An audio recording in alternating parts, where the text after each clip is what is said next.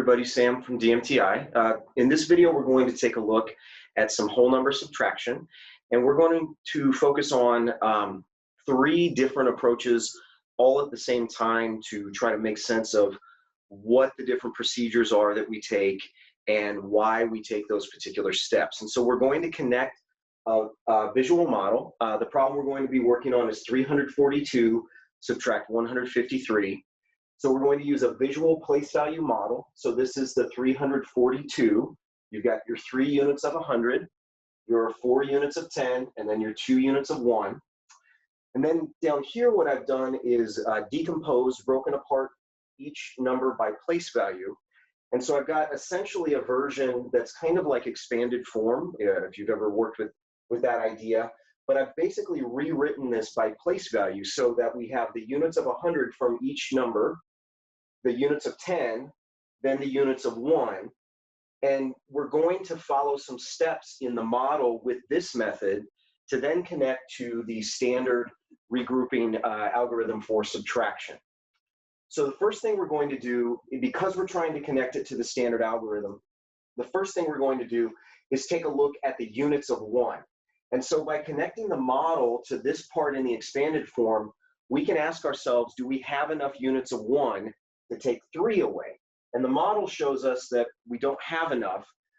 It's really important here that we don't say we can't subtract 3 from 2, because kids that are learning this particular technique are just a year or 2 away from learning about negative numbers. So even exploring that 2 subtract 3 would be a -1, using the number line to model that, can be a helpful idea to just suggest to kids that maybe might think that 1 is the answer here, which is a really common misconception if you've ever taught this method. So we realize we don't have enough units of 1. So how are we going to get more units of 1? Well, we can decompose, break apart, or more precisely, we're actually partitioning since we're decomposing into equal parts. But either decompose or partition works here. We're going to decompose a unit of 10 into 10 units of 1. And you've seen in other videos that we have a process to do this. Okay, so I've got my 10 units of 1 now. But a big idea in mathematics is when you're working with a visual diagram, to try to make sure that any symbolic notation you have matches the diagram. And right now, we don't have that connection.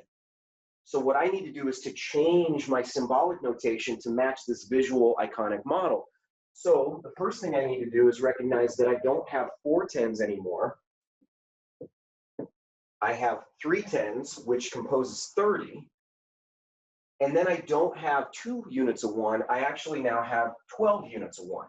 And that's what this process looks like in the expanded form. In this partial differences idea would be the full name for it. But then over here, I can match those same steps in the standard algorithm, where we typically mark out the 4 10s, and we say we now have 3 units of 10, and then we have 12 units of 1.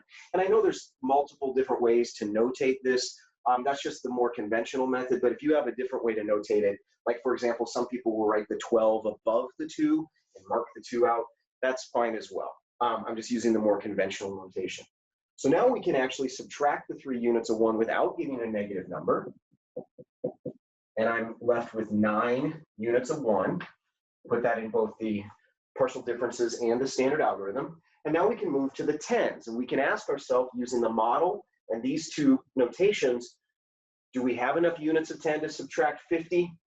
No, we're going to have to get more 10s. And just like what we did with the units of 1 when we needed more, we went to the next largest place value, in that case the 10s, and decomposed a 10 to get 10 1s. Now we're going to move to the unit of 100. We're going to decompose it to get 10 units of 10. So I'm going to follow that same process that you've seen in other videos to decompose or partition down into 10 equal parts. And just like last time, now we need to make our symbols match what our visual iconic model is saying. So let's look at the hundreds. I don't have 300. I now have 200. And I don't have 30 in 10s. I actually have 130 out of 10s. And then this is kind of a neat connection between this method and the standard algorithm, because there is a little difference here in how we talk about these 2 methods. So I like to say this part here two different ways. I like to say that it's 130 in tens or 13 units of 10, because that's what we end up writing here. We say we now have 13 tens. So now we can take away the 5 units of 10 or 50, and we end up that we have 80, which would be 8 units of 10. Then we've got our hundreds, which we're just taking away 100.